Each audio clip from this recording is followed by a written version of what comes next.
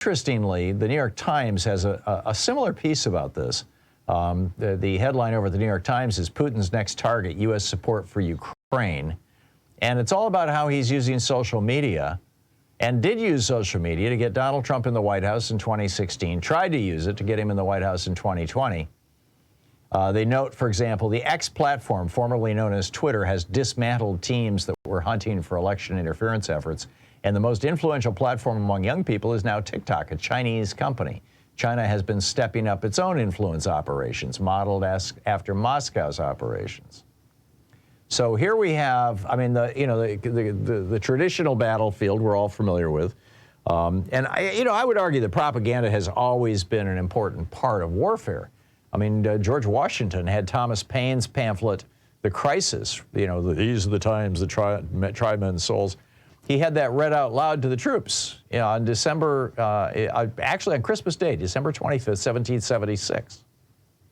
So, I mean, there's a long history of using propaganda, but usually you use it to whip up your own side or to kind of demoralize the soldiers of the other side. Tokyo Rose, for example, in World War II. But now we have foreign countries engaging in propaganda warfare against the United States, right here in the United States, using our social media platforms. And this is something that's relatively new.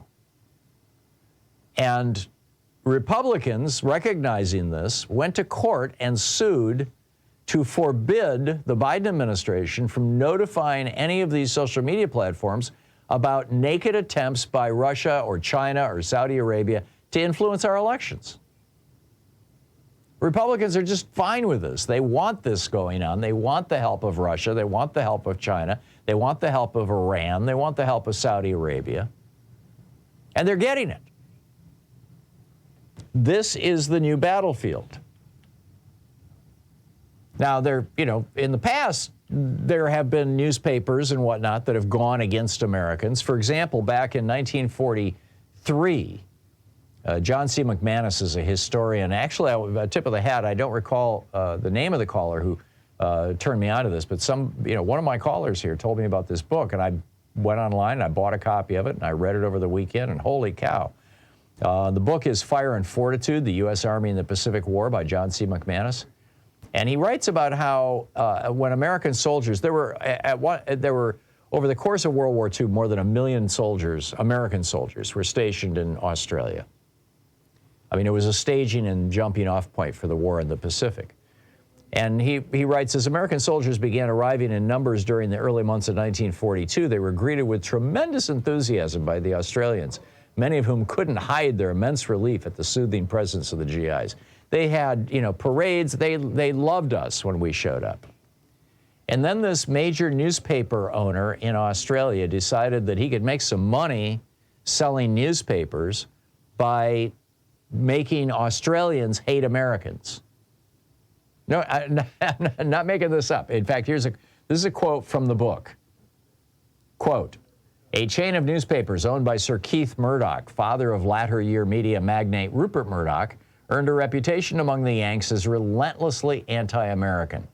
Truth, a particularly brassy Melbourne tabloid, often published lurid tales of GI rapes of innocent Australian girls and seduction of married women.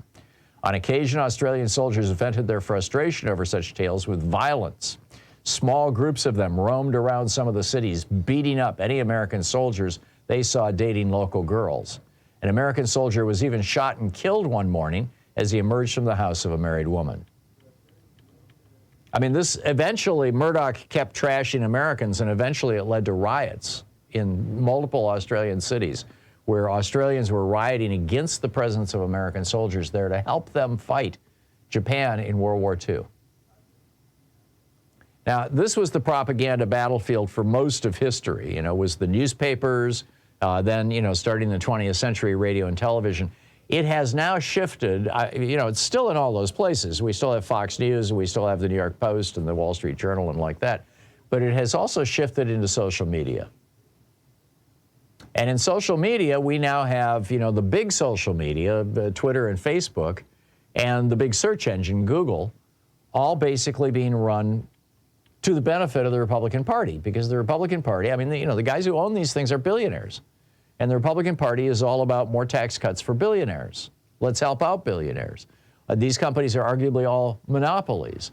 And Republicans are all about, hey, monopoly is fine with us. Reagan stopped enforcing our anti-monopoly laws in 1983, which is how some of these companies got as big as they did.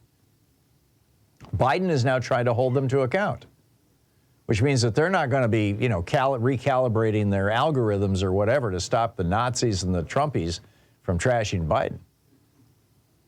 This is where it's gone. I mean, this is the information warfare that we're facing right now. And it's very much anti-progressive, large D Democratic. Don Hazen was the publisher of Alternet back in 2017, in June of 2017. He no longer is, but he was. At that time, it was an independent nonprofit publication. And he wrote, we have had concerns, but in June of 2017, Google announced that they would no longer be spidering or indexing basically progressive publications. I mean, there are some conservatives that they went after as well. But anyhow, he says, we have had consistent search traffic averaging 2.7 million unique visitors a month over the past 2.5 years. Search traffic makes up 30 to 40% of Alternet's overall traffic. But since the June Google announcement, Alternet's search traffic has plummeted by 40%, a loss of an average 1.2 million people every month who are no longer reading Alternet's stories. He goes on to say, Alternet is not alone. Dozens of progressive and radical websites have reported marked declines in their traffic. So the reality we face is that two companies, Google and Facebook, which are not media companies, do not have editors or fact checkers, and do not do investigative reporting, are deciding what people should read. And sure enough, here we are. And in the 6 years since then, I mean, readership of the right-wing publications has exploded, while readership and follower numbers for progressive publications and progressive people on Twitter and Facebook and whatnot have basically remained constant, have just essentially. So now, and then of course there's the Republican lawsuit that got the courts to say that it's illegal for the Biden administration to even inform Google and Facebook and Twitter, X, to even inform them when they know of Russian influence campaigns operating on their platforms. I mean, they've been completely, gutted in their ability to push back on this. So now it falls to you and me. We're the last guys standing here, telling the truth about what's going on. So pass it on, huh? Tag you're it. We'll be back in just a moment. I want to get into the Trump's career and an amazing, crazy alert about Trump. This is astonishing.